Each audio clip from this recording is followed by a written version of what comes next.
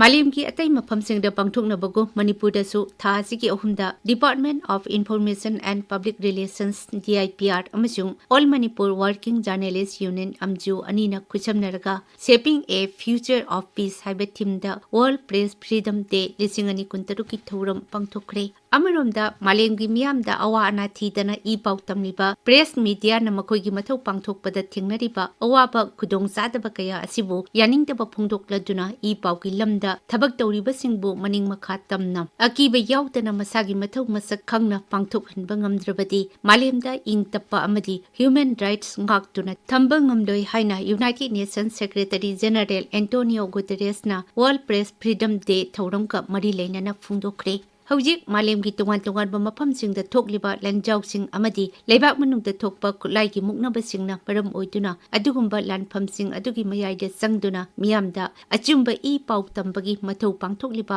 paumi-singna khwaidagi hena khudongthiba nangli Haukiba sahi khara asida malemgi tungan mafamsingda thokliba lanjaugi report lauriba paumi-sing lanfam mayaida maram aman natraga amadagi siba nabagi thodok thokpagi sangsu hengalakli ipaugi lamda thabak tawriba press media ki myoisingbu leingaki leiriba asoiba system na amukka hena saitheng kaya pibasu yauri Paumi-singda sathakiba crime gi apunbagi sada marphu manga romdi tangai phadaba investigation tawdaba amadi maral leipa myoising logi oiba seirak pidaba oiri Sahisa kayadagi hoduna paugi lamda mathau tawriba journalist singna maikai kayadagi thengnariba saitheng asi mioiba ama oibagi khangba ngambagi wangmata lakle Malemda thokliba tungan muknabasing semit ki saipu anauba technology amadi tangkak naina lana tawbibadagi fresh ki maning tambada leptana saitheng piri Malemda thokliba tungan thodok wathoksing asigi matangda journalist singna miyamda achumba ipau report toba lepkiba matamda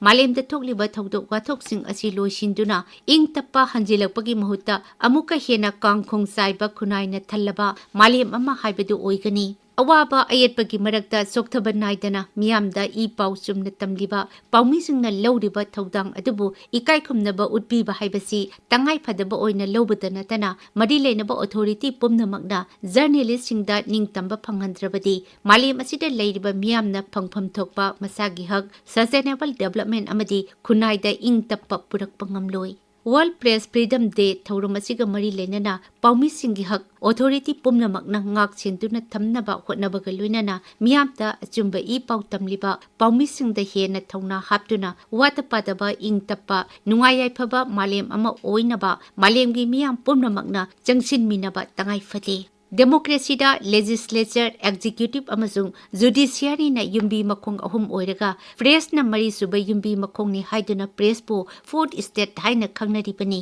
Indian Constitution na press ki ningtamba haibasi mayek sengna palamdrabasu article 19(1)(a) da yauriba freedom of speech and expression haibasina freedom of press ni haina longni adubu Article 19(2) da piriba athingbasing aduna press ki ningtambada khut thingjinba ngamhali maramaduna press na ningtamna mathau tawba ngamjate asigumba phibam asida state amasung non state actors singda natana atai element singna ju pause amasung paumi singda apanba pibasu thokli masi democracy ki phajaba phidam singbu khongauna bani anti people oiba thabakni Kumja ising majamapani phumangagi December 13 da pangthokiba United Nations General Assembly ki resolution number 59(1) na haidi lamdam amagi citizen singi leingakna leibak miyanggi yaiphanaba paikhatliba thabak thauramgi matangda I pauloba haibasi citizen singi tatna thanaba yadraba hakni Masigi wakalon asida yumpham oiduna United Nations na ipau phanghanbagi hakka loinana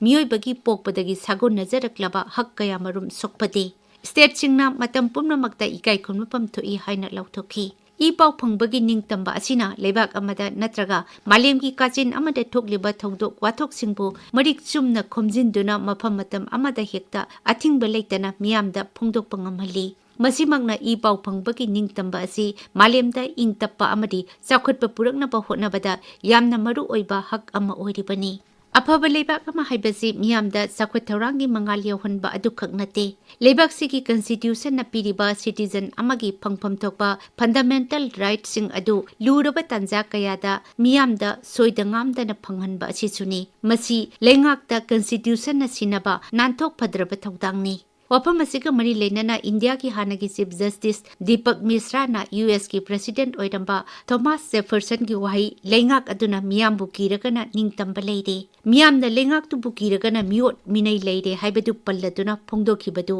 ꯅꯤꯡꯁꯤꯡꯕ ꯌꯥꯏ꯫ Justice ꯃꯤꯁ꯭ꯔꯥꯒꯤ ꯂꯣꯟꯗ ꯅꯤꯡꯇꯝꯕ ꯍꯥꯏꯕꯁꯤ ꯃꯇꯝ ꯆꯨꯞꯄꯒꯤꯅꯤ, ꯃꯁꯤꯒ ꯑꯇꯣꯞꯄ ꯄꯣꯠꯁꯛ ꯑꯃꯠꯇꯒ ꯃꯟꯇꯤꯛꯅꯕ ꯌꯥꯔꯣꯏ꯫ ꯁꯤꯇꯤꯖꯟ ꯑꯃꯒꯤ ꯅꯤꯡꯇꯝꯕꯒꯤ ꯂꯥꯏꯕꯛ ꯂꯦꯞꯄꯒꯤ ꯇꯥꯟꯐꯝꯗ ꯃꯈꯣꯏꯅ ꯅꯤꯡꯇꯝꯕꯗꯨ ꯑꯇꯣꯞꯄ ꯄꯣꯠꯁꯛ ꯑꯃꯠꯇꯒ ꯑꯣꯟꯅ ꯊꯣꯛꯇ꯭ꯔꯕꯗꯤ ꯅꯤꯡꯇꯝꯕꯗꯨ ꯀꯜꯂꯕꯅꯤ꯫ ꯗꯦꯃꯣꯀ꯭ꯔꯦꯁꯤꯒꯤ ꯃꯌꯥꯏ ꯃꯉꯝ ꯌꯥꯎꯗꯅ ꯑꯩꯈꯣꯏꯅ ꯍꯤꯡꯕ ꯉꯝꯗꯦ ꯑꯃꯁꯨꯡ ꯅꯤꯡꯇꯝꯕ ꯂꯩꯇ꯭ꯔꯕꯗꯤ ꯄꯨꯟꯁꯤ ꯅꯠꯇꯦ꯫ ꯂꯣꯒꯤ ꯆꯞ ꯆꯥꯕ ꯄ꯭ꯔꯣꯁꯤꯖꯔ ꯌꯥꯎꯗꯅ ꯅꯍꯥꯛꯀꯤ ꯅꯤꯡꯇꯝꯕ ꯃꯥꯡꯂꯕꯗꯤ ꯅꯍꯥꯛ ꯇꯪꯈꯥꯏ ꯁꯤꯔꯕꯅꯤ ꯍꯥꯏꯈꯤ꯫ ꯏꯟꯗꯤꯌꯥꯒꯤ ꯗꯦꯃꯣꯀ꯭ꯔꯦꯁꯤꯗꯗꯤ ꯃꯤꯌꯥꯝꯅ ꯃꯄꯨꯅꯤ, ꯂꯩꯉꯥꯛꯅ ꯃꯅꯥꯏꯅꯤ꯫ ꯑꯗꯨꯕꯨ ꯏꯟꯗꯤꯌꯥꯅ ꯃꯥꯂꯦꯝꯗ ꯈ꯭ꯋꯥꯏꯗꯒꯤ ꯆꯥꯎꯕ ꯗꯦꯃꯣꯀ꯭ꯔꯦꯁꯤ ꯆꯠꯄ ꯂꯩꯕꯥꯛꯅꯤ ꯍꯥꯏꯅꯔꯕꯁꯨ ꯋꯥꯔꯜꯗ ꯄ꯭ꯔꯦꯁ ꯐ꯭रीडम ꯏꯟꯗꯦꯛꯁꯇ ꯍꯥꯟꯅ 158 ꯁꯨꯕꯗ ꯂꯩꯔꯝꯕꯗꯒꯤ ꯍꯧꯖꯤꯛꯅ 153ꯇ ꯍꯥꯏꯊꯔꯛꯂꯦ꯫ ꯂꯩꯔꯤꯕ ꯋꯥꯍꯪꯗꯤ ꯂꯩꯉꯥꯛꯅ ꯃꯤꯌꯥꯝꯕꯨ ꯀꯤꯅ ꯆꯠꯄ꯭ꯔꯥ ꯅꯠꯇ꯭ꯔꯒ ꯃꯤꯌꯥꯝꯅ ꯂꯩꯉꯥꯛꯄꯨ ꯀꯤꯅ ꯆꯠꯄ꯭ꯔꯥ ꯍꯥꯏꯕꯁꯤꯅꯤ꯫ ꯃꯁꯤꯒꯤ ꯄꯥꯎꯈꯨꯝꯅ ꯃꯤꯌꯥꯝꯒꯤ ꯅꯤꯡꯇꯝꯕ ꯑꯃꯁꯨꯡ ꯑꯁꯦꯡꯕ ꯗꯦꯃꯣꯀ꯭ꯔꯦꯁꯤꯒꯤ ꯃꯁꯛ ꯂꯦꯞꯀꯅꯤ꯫